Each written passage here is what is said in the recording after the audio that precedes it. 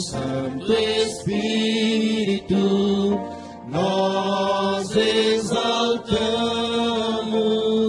é nosso guia e real consolador. Nós te adoramos com nossa vida. Vem e concede a nós tua graça e paz também. Nossa esperança é ver-te em breve e te adorar, Senhor, para sempre. Amém.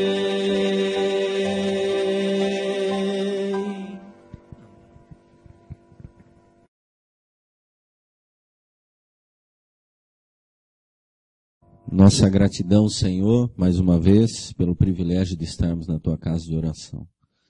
Pela fé, nós podemos ter a plena convicção de que o Senhor está em nosso meio.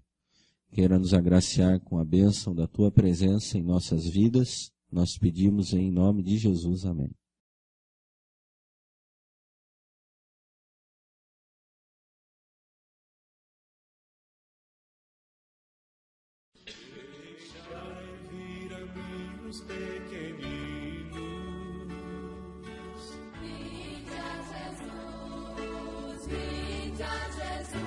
Deixai vir a mim os pequeninos.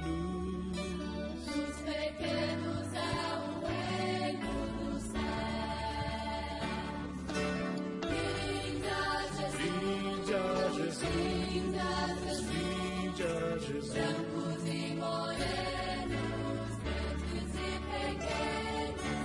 Vinde a Jesus. Vinde a Jesus. Os pequenos é o reino dos céus. Deixai vir a mim os pequeninos. Bom dia, crianças. Eu vou contar a historinha hoje de uma fogueira. Quem sabe que historinha que eu vou contar? De uma fornalha, de 3 homens. Não lembram? Que bom, assim, eu vou contar para vocês lembrarem outra vez. Eu vou contar a historinha de 3 homens muito corajosos que viveram há uns anos atrás, onde era muito difícil ser cristão. Vocês sabiam que há um tempo atrás era muito difícil ser cristão? As pessoas que falavam de Jesus, elas eram queimadas, eram mortas, né? Vocês lembram dessas historinhas? Então, eu vou contar a história de 3 homens.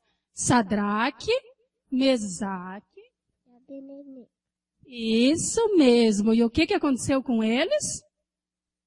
Então, o rei Nabucodonosor, que era o homem da época, ele decidiu construir uma estátua. E essa estátua era de que tamanho? Era pequena, será? Muito grande, né? E daí ele mandou chamar todas as pessoas importantes e todo o povo para adorar essa estátua, né? E entre essas pessoas estavam 3 homens muito fiéis. E quando foi falado assim, ó, quando tocar os instrumentos musicais, é para todo mundo se prostrar diante da estátua. E o que aconteceu com esses 3 homens? Ficaram em pé, eles não traíram o Deus verdadeiro que eles amavam, né? Imagina que homens corajosos. Você já pensou aqui na igreja, se todo mundo estiver sentado e só 3 estiver em pé, a gente já percebe, né? E numa multidão, eu acho que ficou meio difícil. Mas alguém saiu lá do meio da multidão e veio contar pro rei. Olha, rei, teve 3 homens lá, 3 judeus que não se ajoelharam diante da tua estátua, desobedeceram às tuas ordens. E o rei, ele ficou muito nervoso, porque ele era o homem que mandava tudo na época. Então ele falou assim, manda chamar esses três homens. Então ele mandou chamar Sadraque, Mesaque e Abdenego na presença do rei. E daí ele deu mais uma chance. Vocês já pensaram se nós estivéssemos num lugar público e tivesse o presidente da república ali, né?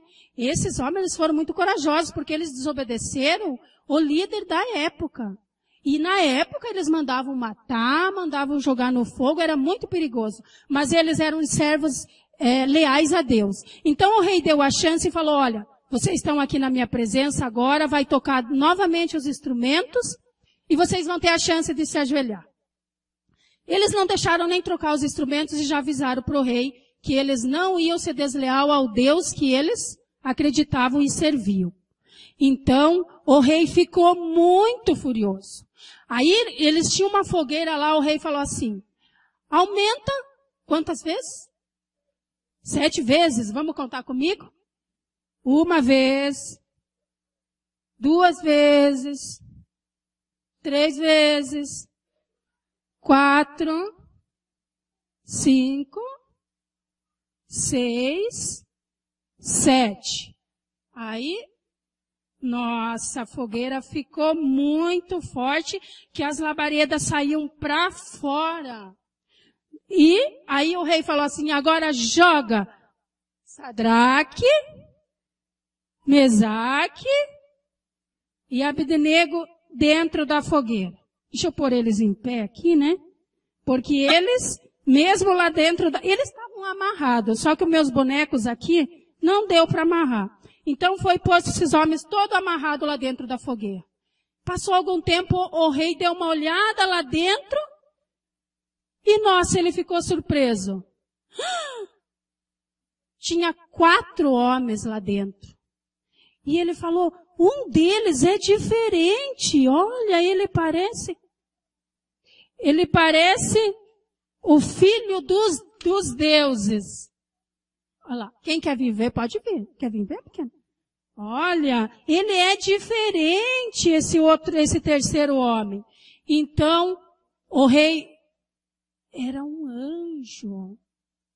Olha lá, todo de branco, ó, tá vendo o anjinho que veio salvar Sadraque, Mesaque e Abdenego. E eles estavam todos felizes. Então o rei ficou muito surpreso e aí ele mandou tirar Sadraque, Mesaque e Abdenego de dentro da fornalha e deu uma ordem, né?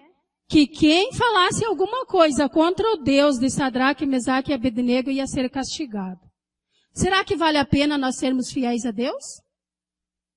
Será que nós vamos sofrer por ser fiel a Deus?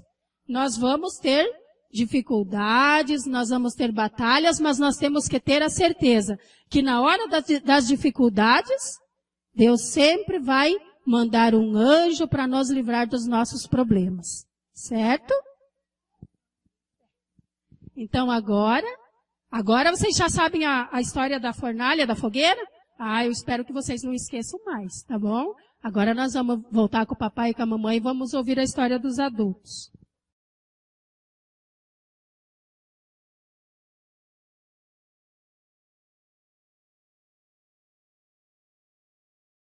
Ainda em pé, vamos cantar o hino 117, Se Tu Buscares a Jesus.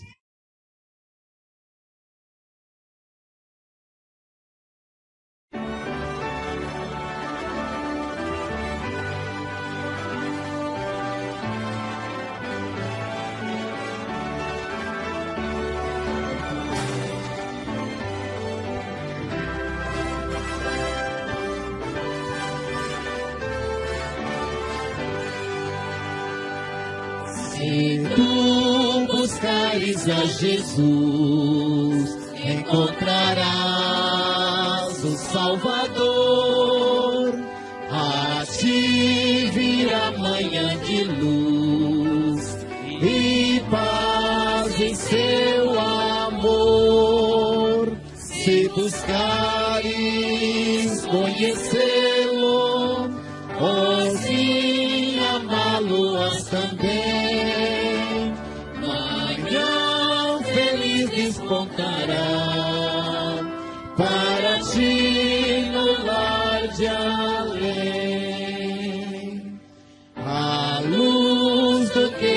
prometeu, em teu viver desfrutarás o amor e as bênçãos lá do céu. De Deus a doce paz, se buscares conhecê-lo, ó sim, amá-lo-ás também. Manhã feliz despontará para ti no lar de além. Jesus compreende tua dor, esteve quer o teu bem-estar. Crê, pois, que junto ao Salvador conforto has de gozar. Se buscares conhecê-lo, ó sim, amá-lo-ás também. Manhã feliz despontará para ti no lar de além.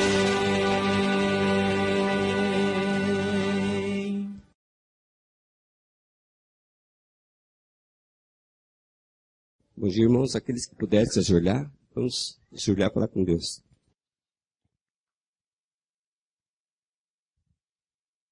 Querido e bom Deus que habita nos altos céus, agradecemos, Senhor, pelo privilégio de estar aqui na casa do Senhor, para adorar, louvar e glorificar o seu santo nome.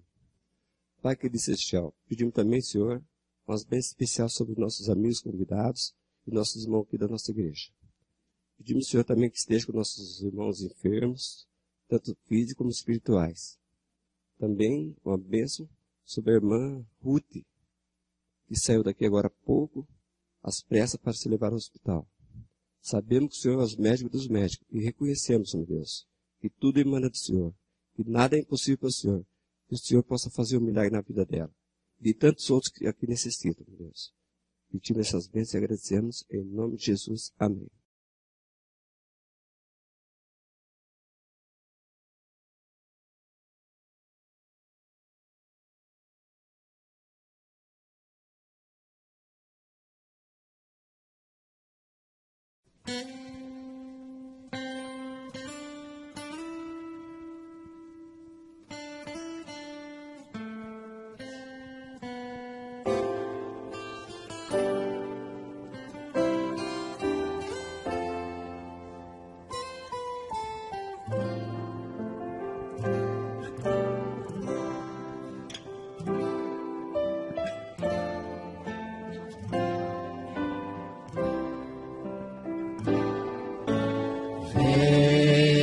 Vem do céu a palavra do Senhor. É como mel na boca o sabor, mas também é correção, é sublime instrução a nós. Vem do céu a palavra do Senhor.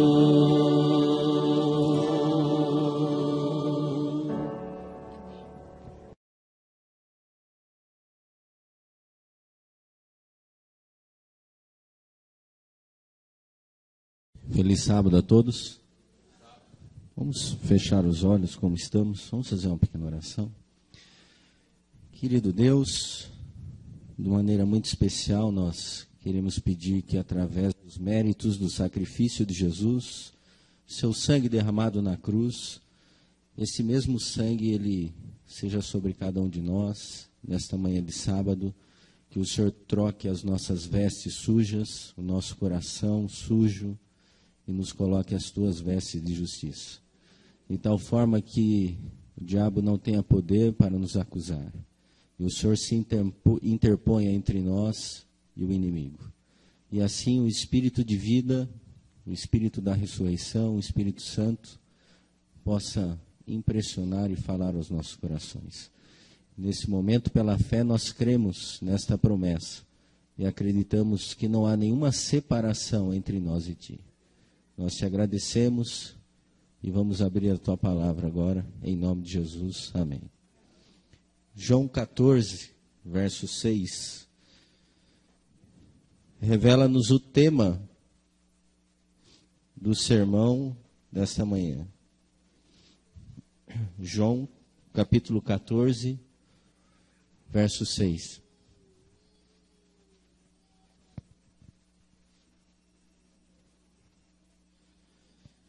Podemos ler nas palavras de Jesus: eu sou o caminho, a verdade e a vida. Ninguém vem ao Pai senão por mim. E ainda em João capítulo 15, virando a folha, se nós pegarmos ali o verso 5, ele diz: eu sou a videira, vós os ramos. Quem permanece em mim e eu nele, esse dá muito fruto, porque sem mim nada podeis fazer. Os textos que são muito conhecidos na Bíblia, muitas vezes eles passam por alto, né? Com o passar do tempo, a gente fala de cor, a gente não medita na sua importância, mas aqui é muito claro que só pode ter um caminho, e o caminho é Cristo. E ele deixa muito claro que ninguém vai ao Pai senão por Ele, e sem Ele nós não podemos fazer nada, absolutamente nada. Acredito que toda a mensagem, ela se centraliza nesse tema, caminho a Cristo. E durante toda a vida de uma pessoa, desde o seu nascimento até a sua morte, Deus, de alguma maneira, Ele tem procurado fazer com que este tema se torne uma realidade, trazendo as pessoas para Ele. E Deus tem vários caminhos para que a pessoa o aceite como Senhor e Salvador da sua vida.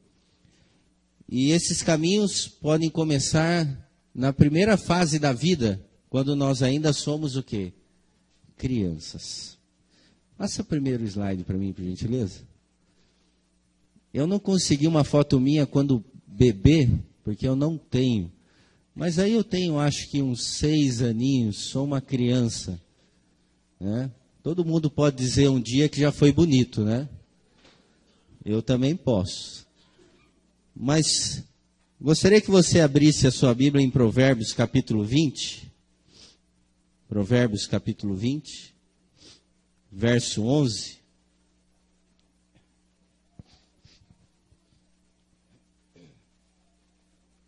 Provérbios capítulo 20, verso 11.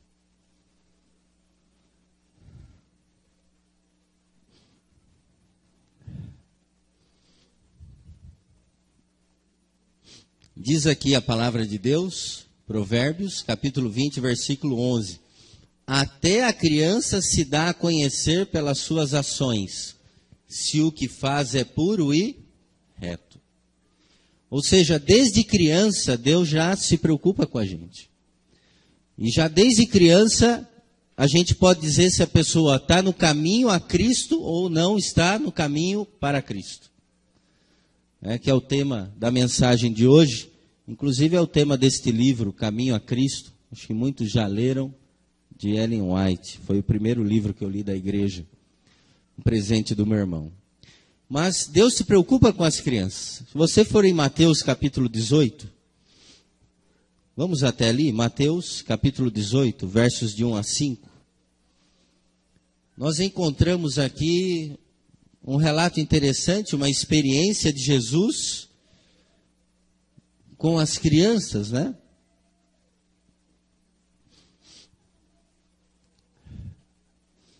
Mateus 18, verso 1 a 5, diz assim: naquela hora, aproximando-se de Jesus os discípulos, perguntando, quem é porventura o maior no reino dos céus? E Jesus, chamando uma criança, colocou-a no meio deles, e disse, em verdade vos digo que se não vos converteres e não nos tornares como crianças, de modo algum entrareis no reino dos céus.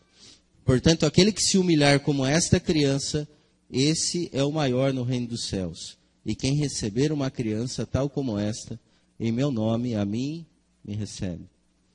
Jesus queria que as crianças estivessem no seu caminho. Tem algumas crianças aqui na igreja, mais ou menos na faixa de idade ali, que eu estou ali na foto. E eu tenho uma mensagem para as crianças hoje, logo no início do sermão, que é o início da vida. Deus, Ele quer falar com você. Deus, Ele quer que você fique no caminho que conduz até Ele. Eu não sei de que maneira Deus pode falar com uma criança. Pode ser através de um sonho, né? Pode ser através da palavra de Deus, não sei. Mas Deus fala com as crianças. Eu me lembro, eu não sou de família cristã, apesar de ser católico de nascença, não praticávamos praticamente, mas eu me lembro de 2 situações que Deus falou comigo quando eu era uma criança, mais ou menos nessa idade aqui. 2 situações. Uma foi na praia. Quando eu olhei a praia, era noite, um céu assim, todo estrelado, e eu arrisquei falar com Deus. Falei com Deus, e eu senti Deus falando comigo ali. Foi uma experiência assim bastante gratificante. Mas eu não consigo me lembrar direito qual era a minha ansiedade. Faz muito tempo. Mas as crianças, como Jesus diz, elas são humildes, elas se humilham, elas são sinceras. Naquele momento eu usei dessa sinceridade. E eu me lembro muito bem que Deus falou comigo naquele momento. Outro momento, morava tipo num sobrado, estava assistindo um jornal, e aí vi muitas notícias tristes no jornal, guerras, mortes, fome, coisas assim. E aí eu fui até o terraço, estava muito triste, uma criança realmente, às vezes sente mais as coisas, né? E então, naquele momento também fiz uma oração. Não sabia o que eu pedia, mas eu pedi. Como uma criança, eu pedi para Deus, por que o Senhor não me dá poder para que eu possa ajudar a solucionar esses problemas? Os problemas acabaram. Criança, né? Mas eu não sabia da Bíblia, não sabia quais eram os planos de Deus. Eu me lembro que eu chorei. Deus falou comigo. Mas aquilo passou. Mas Deus sempre tem tentado falar com as crianças. Neste livro aqui, No Caminho a Cristo, eu separei uma frase. Pode passar o próximo, por gentileza? Aqui também tem uma fotinha minha. Aqui. Olha lá. Na página 10 eu separei essa frase. Cada pessoa era preciosa aos seus olhos. Referindo-se à vida de Jesus, cada pessoa. Uma criança, um adolescente, um jovem, um adulto, um idoso, cada um era precioso aos olhos de Cristo. Cada um. Jesus nunca fez acepção de ninguém, Jesus nunca excluiu ninguém do seu amor, do seu abraço, do seu carinho. Jamais. Sempre querendo colocar as pessoas no caminho dele e mudar aquela vida e transformar aquela vida. O tempo passa, nós crescemos, e aí vem a época da adolescência, da juventude. Passa aqui para mim o próximo, por favor. Olha que diferença, hein? Acho que eu estou aí com 15, 16 anos, mais ou menos. Eu tenho saudade desse cabelo, viu? Eu tenho mesmo. Mas o fato é o seguinte, quando a gente é jovem, adolescente, Deus também está querendo nos chamar. Ele tem uma mensagem para nós. É uma pena que nesta época, né, eu não estava na igreja. Certamente eu entraria no clube dos desbravadores, estaria ali, mas não estava na igreja nessa época, estava fora. Eu nem sabia do sacrifício de Jesus Cristo por mim, desconhecia isso, uma coisa tão básica. Mas Deus quer falar com os adolescentes e jovens. Ele quer colocá-los no caminho dele. E eu gostaria de ler aqui pelo menos algumas passagens para os adolescentes e jovens. Eclesiastes capítulo 11. Eclesiastes, capítulo 11.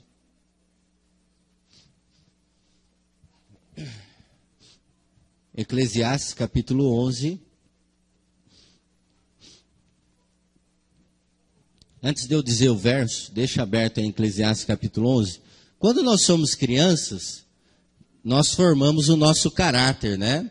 Alguns especialistas dizem aí que o caráter de uma pessoa é formado até os 7 anos, já está formado. Quando você é adolescente e jovem, o que acontece com esse caráter? Ou você aprofunda os bons hábitos que você adquiriu, ou você aprofunda o quê? Os maus hábitos que você adquiriu. Na adolescência, na juventude é assim. Você aprofunda aqueles traços que você já tem quando criança, quando você recebeu ali dos seus pais, de uma hereditariedade, enfim. E aqui em Eclesiastes 11, verso 9 e 10, diz assim: Alegra-te, jovem, na tua juventude, recreie-se o teu coração nos dias da tua mocidade, anda pelos caminhos que satisfazem ao teu coração e agradam aos teus olhos. Sabe, porém, que de todas essas coisas Deus te pedirá o quê? Contas. Verso 10. Afasta, pois, do teu coração o desgosto, remove da tua carne a dor, porque a juventude e a primavera da vida são o quê? São vaidade. Veja, quando eu era jovem, realmente eu aproveitei a minha juventude, me alegrei ali na minha adolescência, fiz várias coisas, brinquei muito, experimentei várias coisas que agradavam os olhos, como diz o verso. Mas não sabia que Deus me pediria o quê? Contas. Não sabia. Eu não sabia. Mas vocês que estão aqui, que é jovem, adolescente, vocês sabem. Mas eu não sabia. Eu gostaria de ler mais um verso, Ezequiel 28, 17. Um pouquinho mais à frente aí. Ezequiel 28, 17.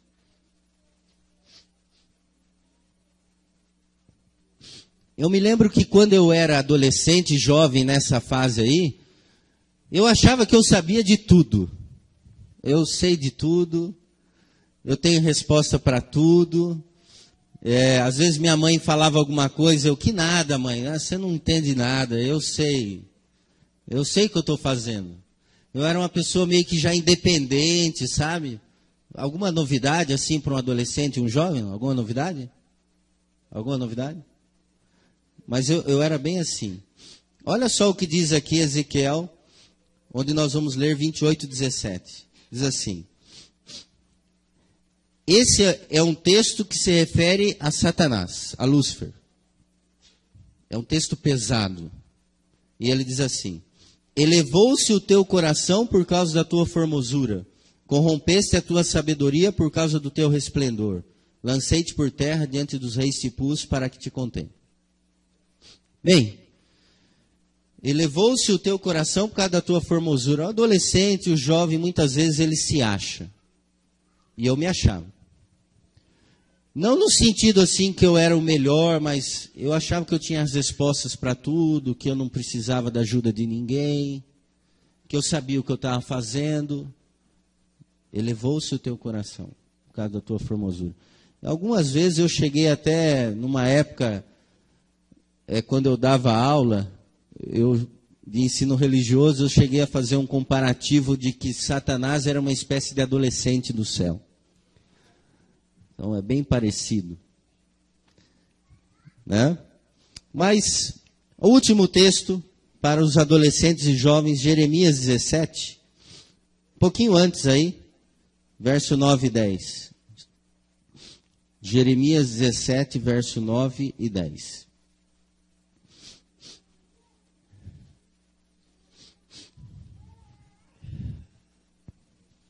Olha só o que diz esse texto. Jeremias 17, verso 9 e 10.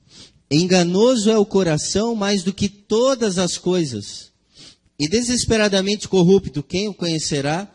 Eu, o Senhor, esquadrinho o coração, eu provo os pensamentos, e isto para dar a cada um, segundo o seu proceder, segundo o fruto das suas ações.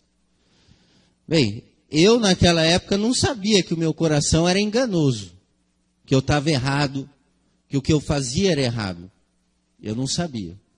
Mas a Bíblia diz que o coração é enganoso, mais do que qualquer coisa. Mas Deus tem poder para esquadrinhar, colocar no caminho, corrigir. Deus tem poder. E nessa fase da minha vida, Deus falou comigo algumas vezes. Falou mesmo. Literalmente Ele falou comigo. Não é brincadeira não. Passa a imagem, por gentileza. Você está me vendo ali com mais ou menos 20 anos de idade. 20 anos. Eu tô cheio de ídolo atrás de mim. Você reparou ali, ó? Ayrton Senna, Flamengo, Zico. Cheio de ídolos. Normal para um jovem. E esta roupa, eu não estava na igreja.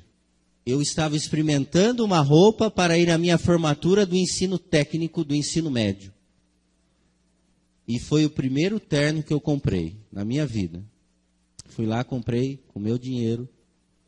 E foi o momento que eu fui experimentar o terno. Foi esse momento aí. E eu estava de frente para um espelho e bati foto de mim mesmo. É isso aí que você está vendo. Nesse momento, você vai falar, ele piscou, né? Não, eu não pisquei, eu estava de olho fechado mesmo. Porque quando eu me vi com essa roupa aí, faltou o terno ali que eu não tinha colocado, Deus falou comigo ali. Ele disse assim, você vai vestir muito terno na sua vida. Está vendo? Esse jeito que você está aqui, você vai se ver muitas vezes assim. E eu fiquei um pouco assim, eu acho que eu vou ser um empresário. Um empresário, pôr um terno, né? Vou ser bem sucedido na vida. Deus vai, né? E eu vou andar de terno. Que coisa maravilhosa. E eu não sabia o que Deus estava querendo para mim. Não sabia. Mas Deus falou comigo. Bem, uma outra foto eu procurei, acabei não achando. Que também nessa mesma época, quando nós fomos ali na região de Registro, nas Cavernas de Santana, nós fomos até uma cachoeira, uma coisa de outro mundo, uma coisa linda, maravilhosa. E naquele momento Deus se revelou para mim, através da natureza. E a irmã White fala que Deus se revela através da natureza. E Deus, naquele momento eu chorei, eu não falei para nenhum dos meus irmãos, os meus amigos estavam em volta de mim. Foi uma emoção sem igual. Deus falou comigo, eu estou aqui. E eu senti a presença de Deus. Mas ficou por ali. As coisas não avançaram. Mas Deus fala com o adolescente, Ele fala com o jovem, e Ele quer colocar você no caminho dele. Sem dúvida nenhuma. Passa. Eu selecionei aqui a página 15. Essa frase, olha. Por nós mesmos é impossível escapar do abismo de pecado em que estamos afundados. Por nós mesmos é impossível escapar do abismo de pecado em que estamos afundados. Querendo ou não, eu estava afundado numa vida de pecado. Não sabia, podia ser sincero, mas eu era um pecador. Mas eu não sabia. Foi então que eu passei pela experiência mais extraordinária da história da minha vida. Quando tive um relacionamento terminado, estava assim desesperado, não sabia o que fazer da vida. Eu quero não precisar disso. E cheguei na minha casa, morava sozinho, liguei a TV, vi um pastor pregando ali, não gostava daquilo, deixei ali, ele falou comigo. Eu já tinha lido esse livro aqui, e me veio algumas coisas do livro. E o que ele dizia era como se ele falasse só para mim. Eu desliguei a TV, ajoelhei em cima da minha cama, chorei, clamei ao Senhor, me cura a minha vida, essa dor que eu sinto no peito. E é como se os meus pecados fossem revelados. Num piscar de olhos. Algo impressionante, fantástico. E eu falei, cura, sacia a minha necessidade, Senhor. E eu dormi. E quando eu acordei de manhã, 2 Coríntios, capítulo 5, vamos lá? 2 Coríntios, capítulo 5, verso 15 a 17. 2 Coríntios, capítulo 5, verso 15 a 17. Diz assim: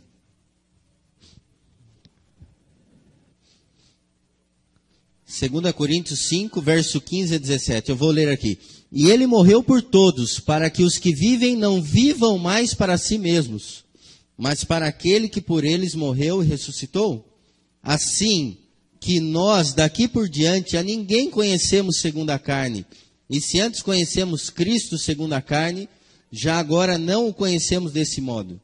E assim, se alguém está em Cristo, é o quê?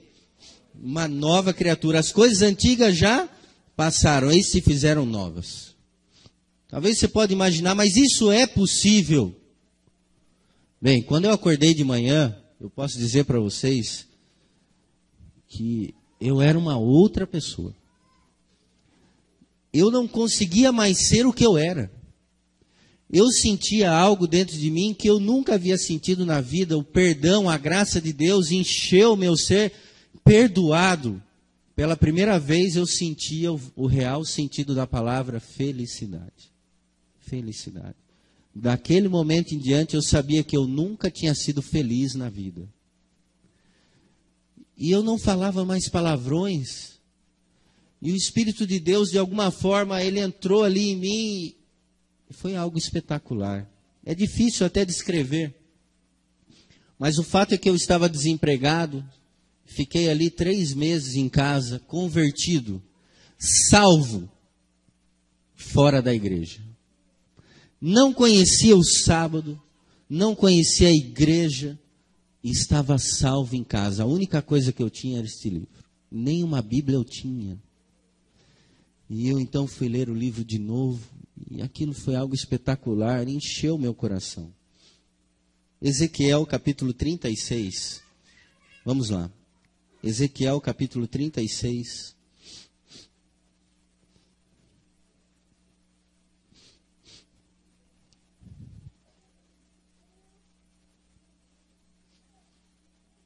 Ezequiel capítulo 36, versos 25 a 27. Acompanha na palavra de Deus. Ezequiel 36, versos 25 a 27. Então espargirei água pura sobre vós e ficarei purificados.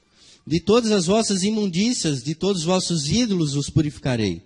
Dar-vos-ei coração novo, porei dentro em vós espírito novo.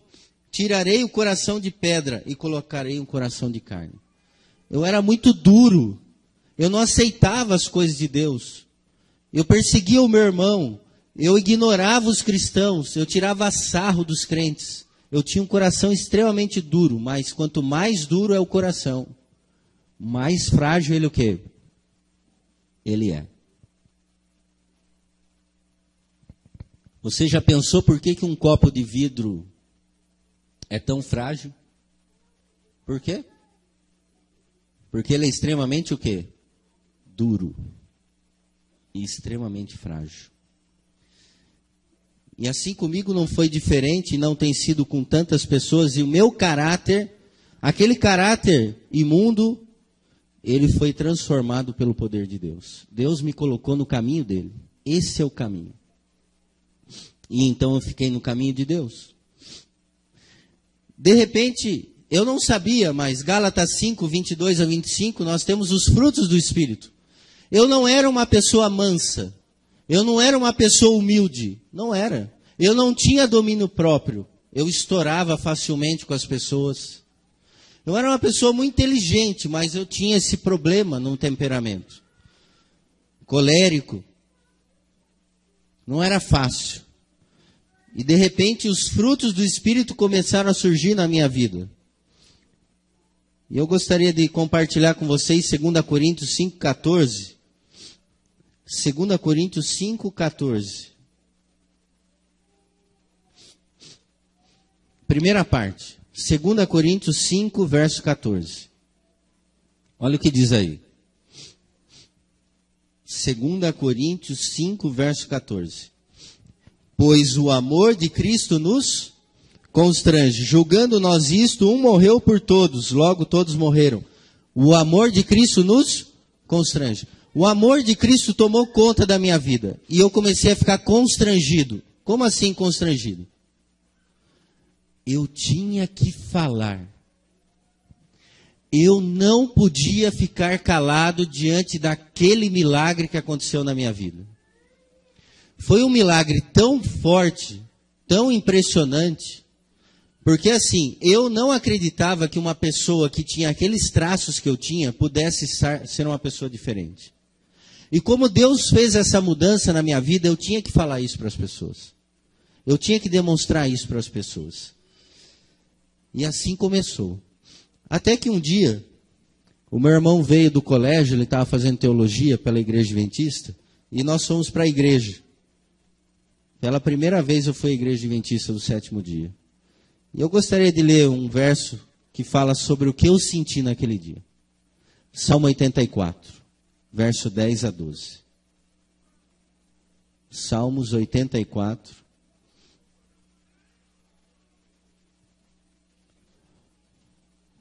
Verso 10 a 12.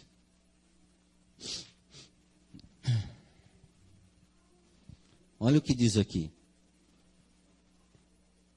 Pois um dia nos teus átrios vale mais que 1000. Prefiro estar à porta da casa do meu Deus a permanecer nas tendas da perversidade. Porque o Senhor Deus é só o escudo, o Senhor da graça e glória. Nenhum bem sonega aos que andam retamente. Ó Senhor dos exércitos, feliz o homem que em ti confia.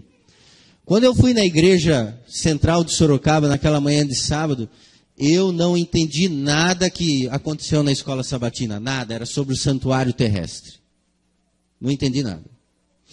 Quando eu escutei o sermão que o pastor pregou, era sobre a internet como evangelismo no ano de 1996. Ninguém tinha internet. Eu não entendi nada. Mas os hinos que cantamos na igreja preencheu meu coração.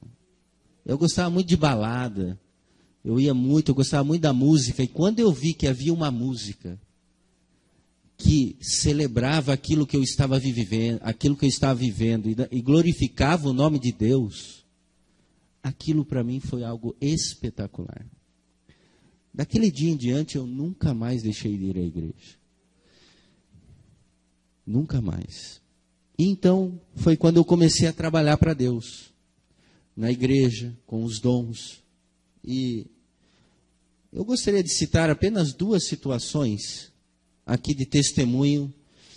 Uma bem simples. Foi quando um dia eu estava em casa, tinha comida e fui acender o fogo. Não sei se eu já contei essa experiência aqui, mas aí eu peguei o isqueiro, fui acendendo, acabou. Não tinha mais gás no isqueiro, não tinha mais. Tinha gás, não tinha chama. Tinha comida e eu estava com fome. E agora? Compra lá no mercado uma caixa de fósforo, um isqueiro. Um problema, eu não tinha dinheiro. Mas nem uma moeda é tão barato. Eu não tinha nada, nada. Absolutamente nada. Morava sozinho.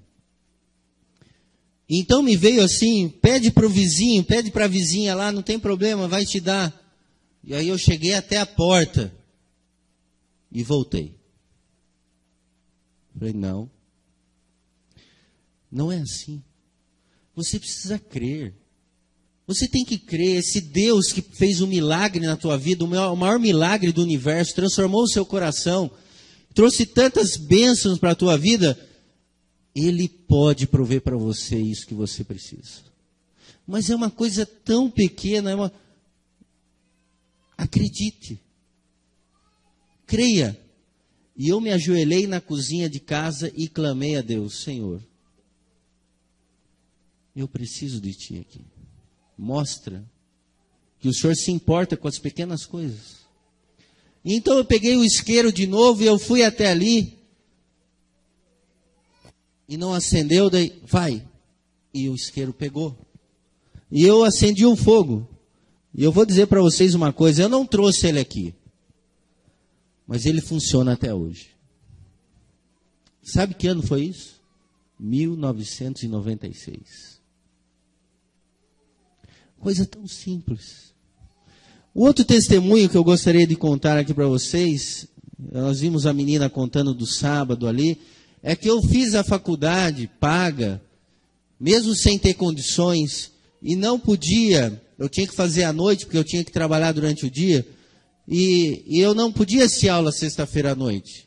Então eu tentei de todas as formas, não consegui, e aí o que eu fiz? Toda a aula da sexta eu trancava, não pagava, porque eu não tinha dinheiro para pagar, por que eu vou ficar pagando e estou reprovando? Então eu não pago, não pagava então as aulas de sexta, dava um desconto de 20% na mensalidade, e eu acho que eu fiquei umas 10 DP. Eram 4 anos de curso na época de licenciatura.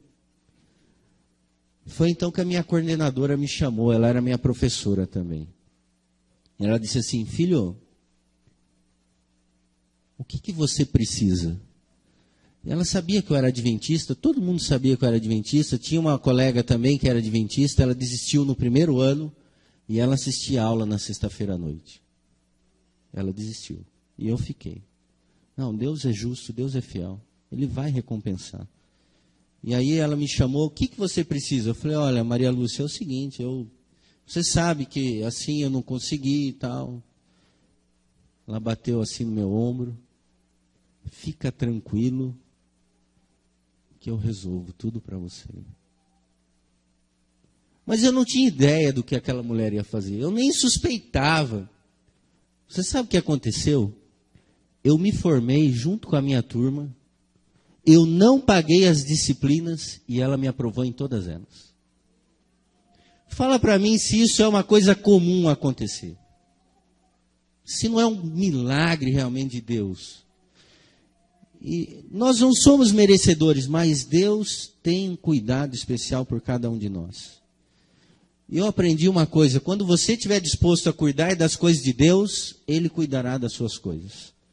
E quando eu comecei a dar aula na educação adventista lá em Sorocaba, terminando o primeiro ano de faculdade apenas, primeiro ano, eles tiveram a coragem de colocar um jovem para dar aula de geografia lá.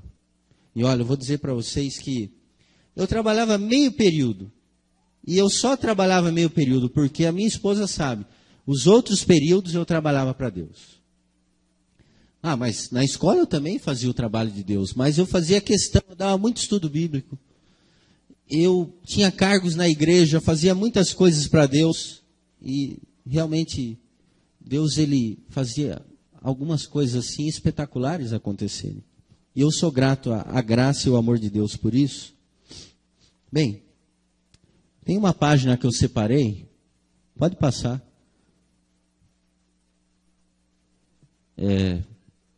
Deixa eu só ler esse texto aqui da página 26, olha só que interessante.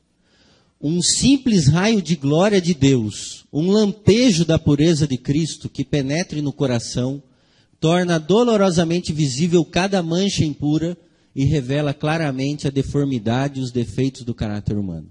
Um simples o quê? Raio. Um simples lampejo. Foi o que aconteceu comigo naquela noite.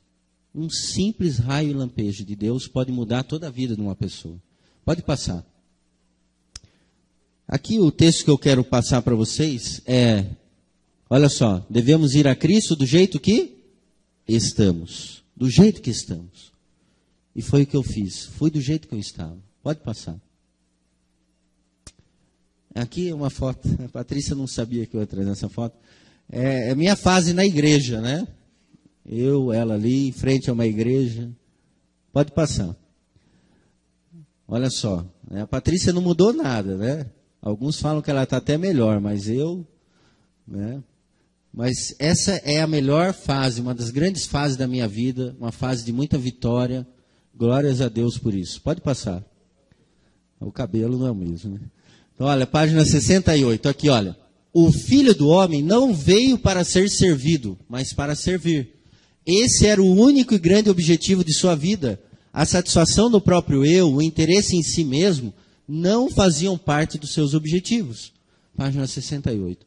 Bem, eu não ligava muito para as coisas desta vida. Não ligava mesmo. Eu trabalhava pouco, eu ganhava pouco e eu não me importava. Esse era eu nessa época. Não me importava mesmo. A minha visão era com a igreja, era com a missão. Eu não me importava. Se tinha alguém necessitado, se tinha alguém... Eu pegava o dinheiro, sem ter dinheiro, ia lá e fazia. Eu não parava para pensar. Simplesmente eu fazia, eu agia. Foi a melhor fase da minha vida cristã. Não tenho dúvida nenhuma. A melhor fase. Bem, mas infelizmente, algumas coisas aconteceram comigo na minha vida cristã. Quanto mais eu era perseguido quando eu buscava almas para Cristo, mais eu queria batalhar por Cristo. Quanto mais obstáculos eu encontrava, mais eu arduamente trabalhava para Deus. Nada impedia, não tinha. Eu ia mesmo, eu ia em favela, eu ia em lugar perigoso. Já dei estudo com gente passando com um revólver na cintura. Não tinha cinema, eu não pensava, simplesmente eu ia, não tinha medo. O amor de Cristo que nos constrange. Abnegação, renúncia de si mesmo, Deus em primeiro lugar. Frutos do Espírito. Eu havia passado por um avivamento, uma reforma na minha vida, e eu vivia isso plenamente. Mas, infelizmente, algo aconteceu que me fulminou. Foi quando, em uma das escolas que eu trabalhava, lá ainda no interior do estado de São Paulo, uma diretora me proibiu de abrir a Bíblia na sala de aula. E eu usava integração fé-ensino, e era uma escola que os alunos usavam joia, escola adventista. E eu trabalhei com os alunos deixavam as coisas, pregando realmente ali dentro daquele contexto. E acabei descobrindo ali que os alunos estavam fazendo uma coisa errada dentro da sala de aula durante os intervalos. E eu fui até ela e falei, está acontecendo assim, assim. Vamos lá na sala. E, para minha surpresa, ela ficou do lado dos alunos. E eu falei, olha, aqui eu não trabalho mais. Eu estou saindo. Eu não precisa de mim aqui. Eu estou saindo. E abandonei aquela escola. Fiquei só na outra. E eles me pagavam um salário normal. Trabalhei como auxiliar de coordenação naquela outra escola, no Colégio de Sorocaba. E aí veio o segundo baque. Esse foi pior. Foi quando...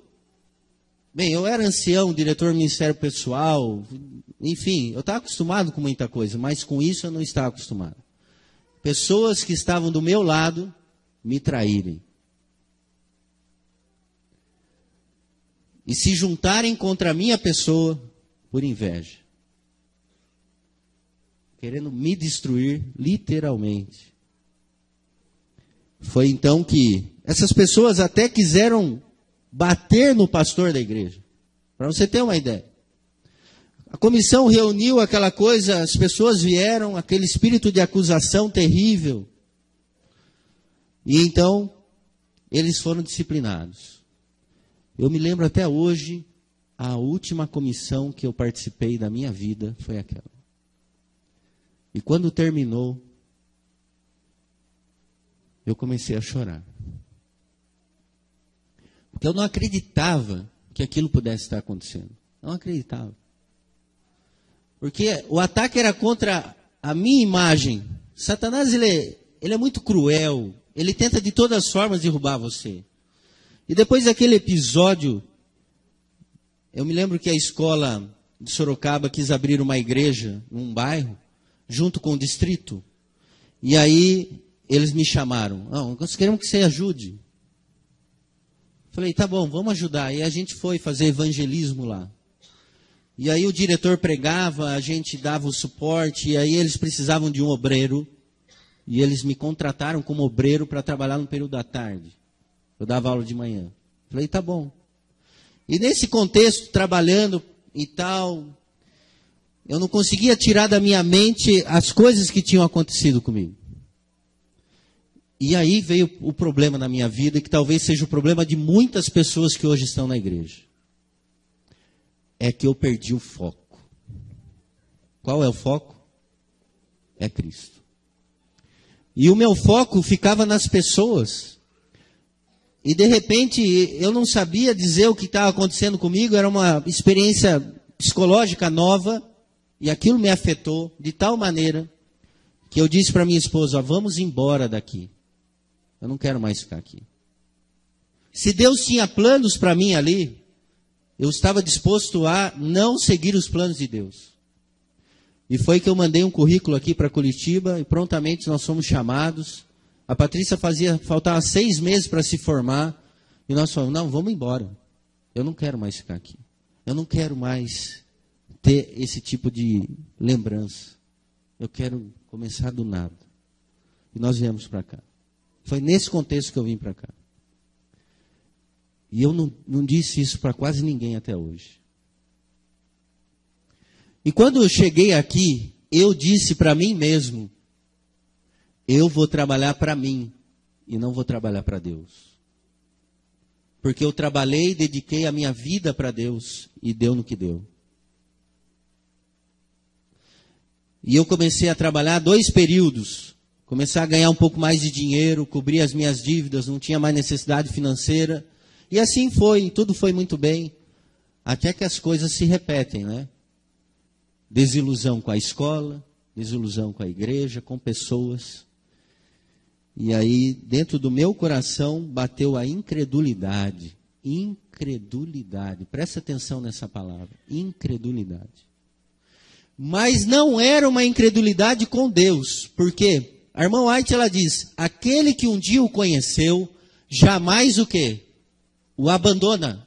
E eu nunca o abandonei. Eu nunca deixei de orar. Eu nunca deixei de abrir a Bíblia. Eu chegava a pregar sermões. Mas eu não estava bem.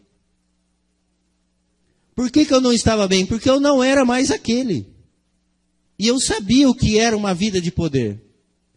Mas eu não tinha mais essa vida. E o meu grande problema é que o pecado, ele começou a aparecer mais. Em que sentido? Não que eu pratiquei coisas absurdas e erradas. Não. Simplesmente, eu não tinha mais frutos do Espírito. Aquele adolescente voltou. Não era mais uma pessoa mansa, humilde, com domínio próprio. E eu sabia disso. Eu tinha ciência disso. E então, eu me via naquela situação. Por isso que 1 Coríntios 10, verso 12 e 13, diz que nós temos que cuidar. Cuide aquele que pensa estar em pé para que não caia. Para que não caia. E eu sabia que eu tinha caído. Eu sabia. Eu não tinha dúvidas. E eu gostaria de ler para vocês um texto agora, 2 Coríntios 10, versos 5 e 6. Vamos até ali. Se você tiver paciência, 10 minutos, eu vou terminar essa mensagem. Vai valer a pena. 2 Coríntios 10, versos 5 e 6.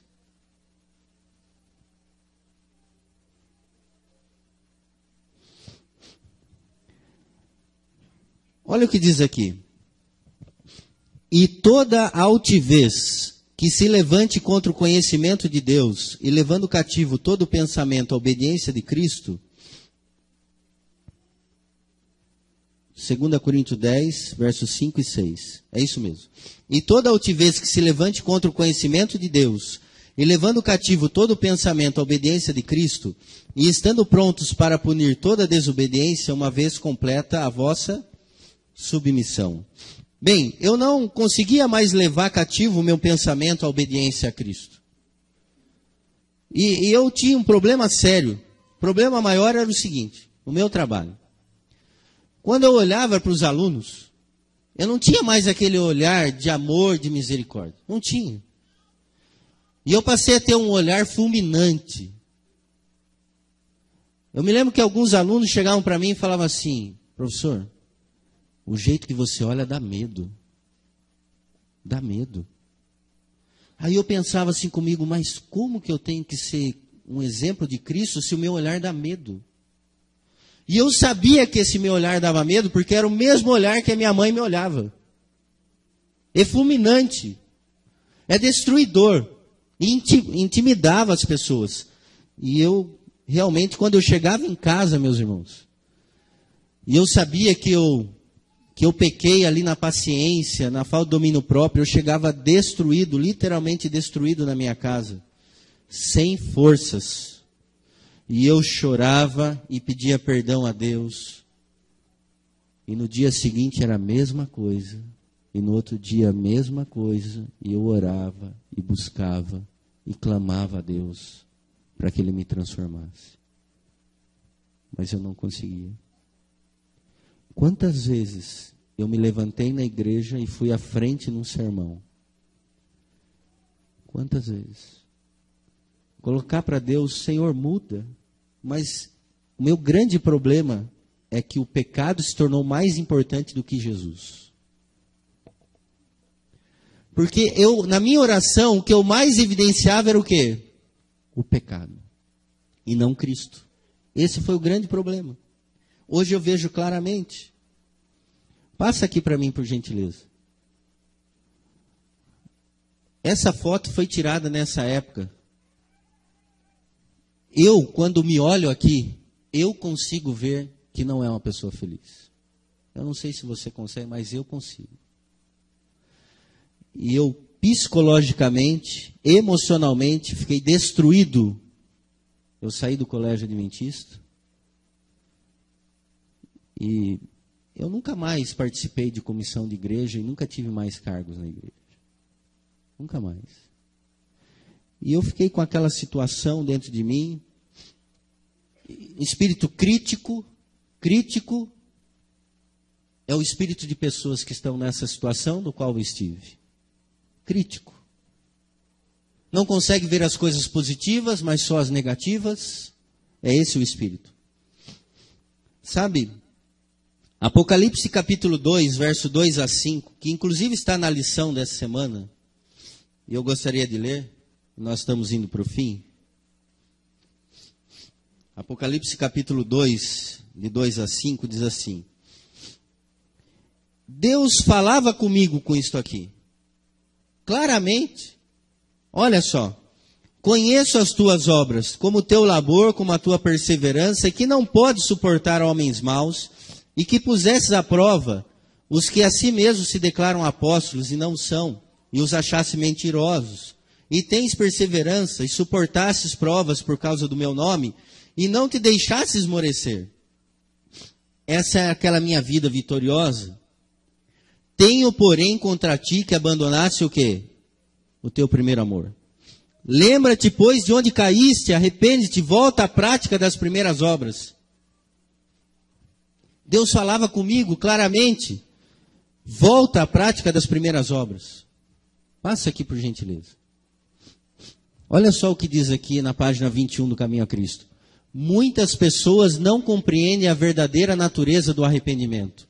Lamentam seus pecados e até procuram fazer alguma mudança na sua forma de viver, por medo de que seus erros lhe causem maiores sofrimentos. Mas isso não é arrependimento, no sentido bíblico. Essas pessoas querem evitar o sofrimento, mas não o próprio pecado. Eu vivia mais ou menos isso. Não era um verdadeiro arrependimento. Era tristeza pelo pecado. E não verdadeiro arrependimento. E muitas pessoas na igreja às vezes convivem com isso e não conseguem achar o caminho. Perdem o foco. Eu perdi o foco. E aí você pergunta, tá, e daí? O que aconteceu? Bem, em primeiro lugar que eu sabia que eu tinha que voltar aos braços de Jesus. Parece até meio incoerente o que eu estou dizendo, porque eu orava, eu lia a Bíblia, eu ia à igreja, eu até podia pregar. Como assim voltar aos braços? Voltar naquele sentido, do qual eu vivi. É isso que eu quero dizer. E foi num momento também de desespero, que realmente eu falei, Deus, não dá mais. Não dá mais. Não tem mais condições. Jesus está voltando e eu estou aqui, eu estou perdido. Eu não era o morno de Laodiceia, eu era o frio. Eu sabia que eu estava frio. Porque um dia eu já fui quente. E eu tinha convicção plena disso. Absolutamente, era muito claro na minha mente. Passa o slide, por gentileza. Olha só essa passagem, na página 42 e 43. As coisas vão ficar mais claras agora. Muitos perguntam, como devo fazer a entrega do próprio eu a Deus? Você deseja entregar-se a Ele, mas não tem força moral. É escravo da dúvida, olha a incredulidade. Controlado pelos hábitos de sua vida de pecado. Suas promessas e resoluções são como palavras escritas na areia. Você não consegue controlar os pensamentos, impulsos, afeições. Está acontecendo comigo isso. O conhecimento de suas promessas não cumpridas, dos votos violados, enfraquece sua confiança na própria sinceridade, fazendo com que você pense que Deus não pode aceitá-lo. Mas você não precisa se desesperar. Amém? Só precisa compreender a verdadeira força da vontade. Este é o poder que governa a natureza do homem, o poder de decidir e escolher. Tudo depende da ação correta da vontade. Você pode dar-lhe a sua vontade, e ele então operará em você o querer e o fazer segundo sua graça. Desse modo, toda a sua natureza estará sob controle do Espírito de Cristo. Suas afeições ficarão centralizadas nele, e seus pensamentos estarão em harmonia com ele. Ou seja, Deus queria dizer para mim, olha, você tem que voltar ao foco. Deixa essas coisas para lá. Isso não te pertence. Essas desilusões. Eu fiquei depressivo, irmãos. Eu não sabia. Mas fiquei. Eu desejava que Jesus voltasse, mas sabe por quê? Para acabar com o meu sofrimento. É diferente você clamar, Jesus, volta porque eu quero ver a tua face. É diferente. Jesus, volta para acabar com o sofrimento. Está errado. Você não tem que desejar a volta de Jesus para acabar com sofrimento nenhum. É porque você quer se encontrar com Ele. Ele é o objetivo da tua vida. Você compreendeu a diferença? É diferente de assistir um jornal e ver as tragédias e clamar, Senhor, volta para acabar com as tragédias. Não. Uma pessoa quente não pensa assim espiritualmente. Quem está com o Espírito de Deus verdadeiramente pensa diferente.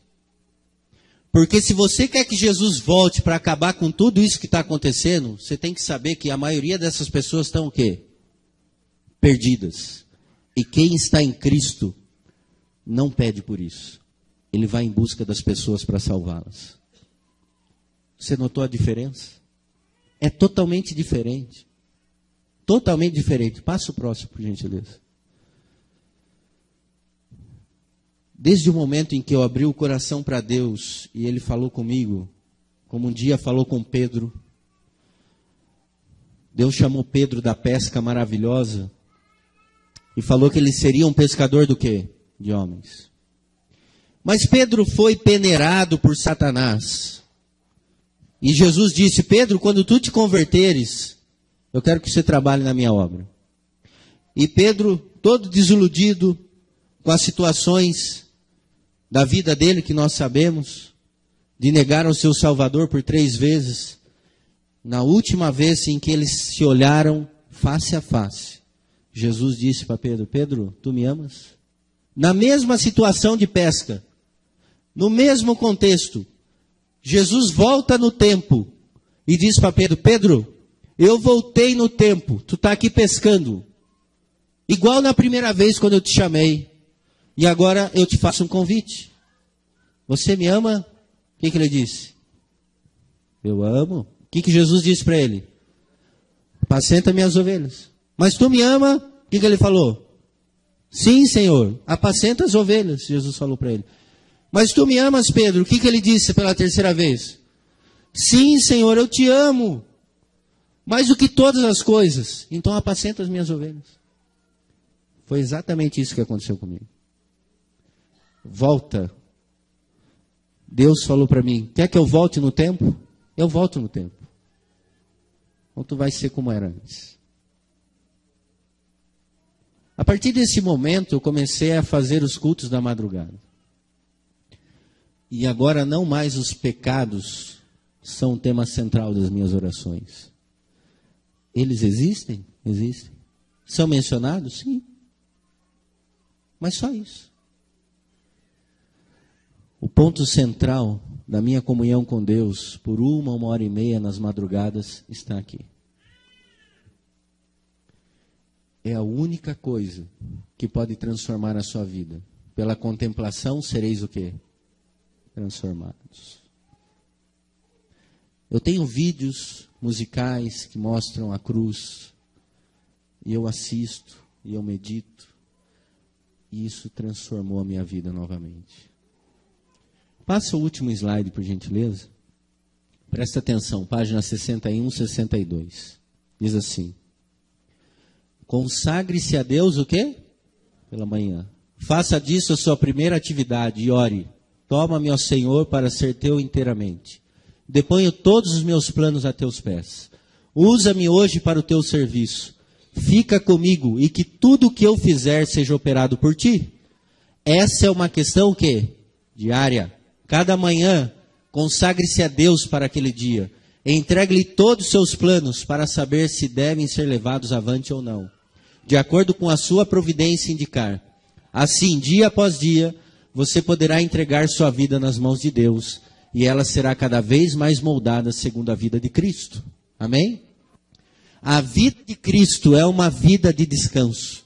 Pode não haver êxtase de sentimentos, mas deve existir uma confiança constante e tranquila.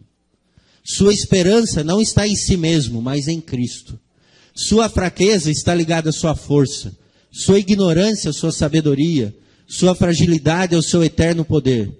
Por isso, não olhe para você mesmo. É o que eu fazia. Não permita que seus pensamentos fiquem centralizados aonde? No eu. Mas olha para quem? Para Cristo. Pense em seu amor, sua beleza, na perfeição do seu caráter. Cristo em sua abnegação. Cristo em sua humilhação.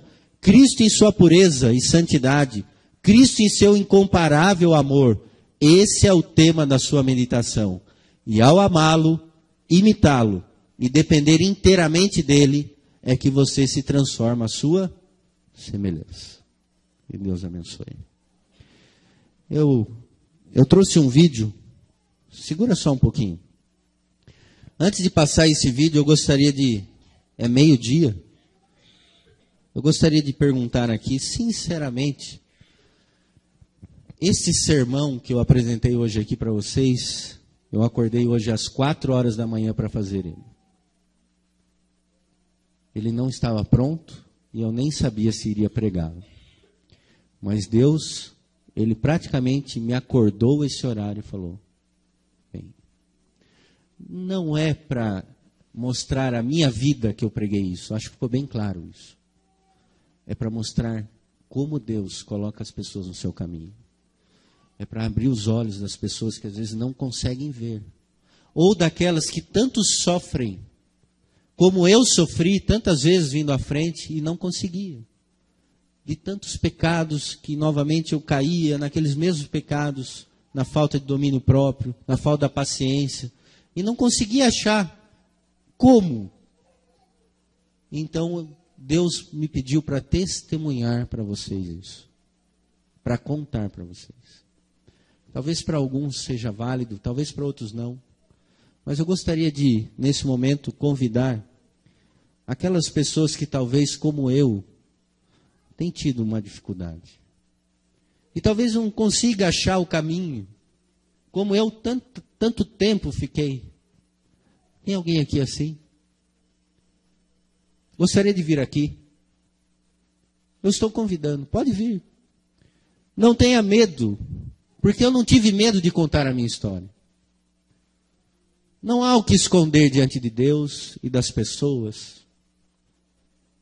Você que tem dificuldades, você que talvez não tenha achado o caminho, se perdeu por algum motivo, foi desiludido pela igreja, por algumas pessoas, abandonou o primeiro amor. Mas Deus quer te fazer esse convite. Passa por gentileza.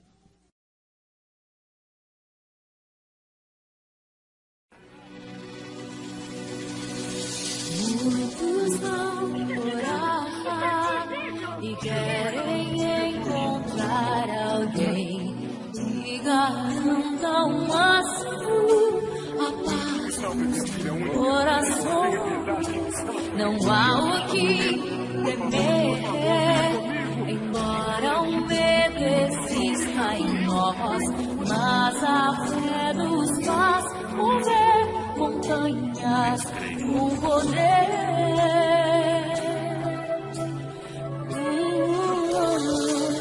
Pode um milagre acontecer quando você acreditar. A esperança em ti ninguém jamais irá matar. Depende só.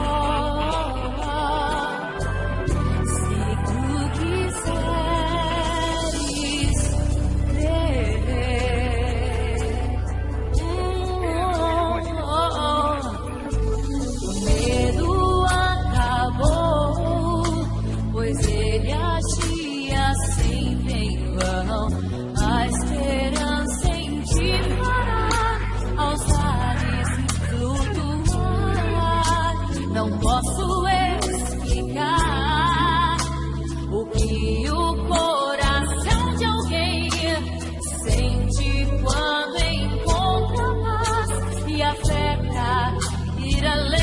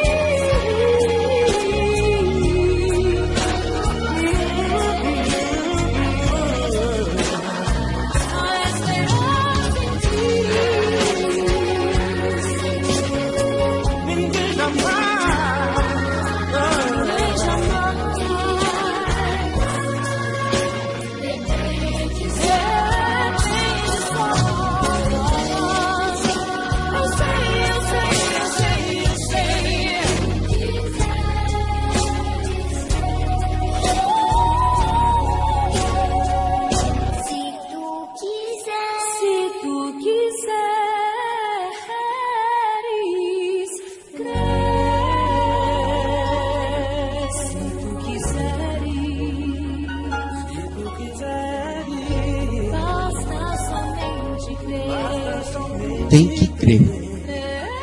Não pode ser incrédulo. Não pode ser incrédulo. Tem que crer. É verdade isso. Esse Deus onipotente, onisciente, é o Deus de hoje. É o Deus que curou e que cura. Feche os seus olhos. Querido Deus, nós queremos mais uma vez exaltar o Teu nome. Exaltar o Teu dia, o Teu santo sábado. Como é bom estar na Tua igreja, Senhor. Como é bom ter a companhia do Espírito Santo na nossa vida. É bom, Senhor, sabermos que, de uma maneira muito especial, o Senhor fala nos nossos corações, em todas as fases da nossa vida, quando criança, quando adolescente, quando jovem, quando adultos. O Senhor está nos chamando nesse momento. E nós, de maneira toda especial, Senhor, queremos exercer a fé. Nós sabemos que sem fé é impossível agradar a Ti. E nós queremos verdadeiramente crer que o Senhor existe e se torna galardoador daqueles que o buscam. Senhor, se há pessoas aqui que também um dia deixaram o primeiro amor, como aconteceu comigo, se porventura, pelas fases da vida, o pecado superabundou, que a Tua graça também possa superabundar, Senhor. De maneira especial, o Senhor Jesus, que intercede por nós no santuário celestial, Ele receba as nossas orações. E a partir deste momento, nós possamos contemplar o Senhor, a Sua vida de abnegação, a Sua vida de amor, o Seu olhar de misericórdia, as Suas mãos que ajudam, que Ele seja o nosso exemplo. A ser imitado, a ser contemplado, a cruz. Que grande exemplo para nós. Esse é o momento de não vivermos mais para nós. É o momento de vivermos para Ti, Senhor. É menos o temporal e mais o eterno. Querido Deus, atua poderosamente no coração de cada um aqui, Senhor. Que o reavivamento, ele só ocorre se houver uma reforma. E a reforma tem que ser com as armas da luz, as armas de poder, a oração, a palavra de Deus, o contemplar o rosto de Jesus, a sua vida. Não mais precisaremos contar até 10 para termos paciência, porque será algo natural. Não mais usar armas carnais, estratégias que não levam a nada, mas as armas de poder espirituais dos altos céus. Senhor, despede-nos em paz, na certeza de que em Ti é possível todas as coisas. És o caminho, a verdade e a vida. Nós Te agradecemos e pedimos por Jesus. Amém.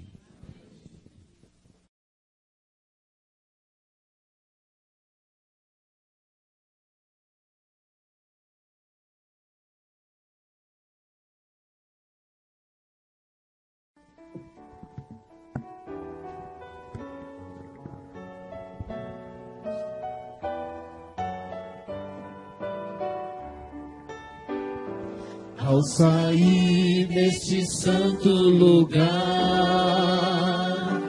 onde ouvi a palavra de Deus, onde vim adorá-lo em paz, e o céu pode ouvir meu louvor,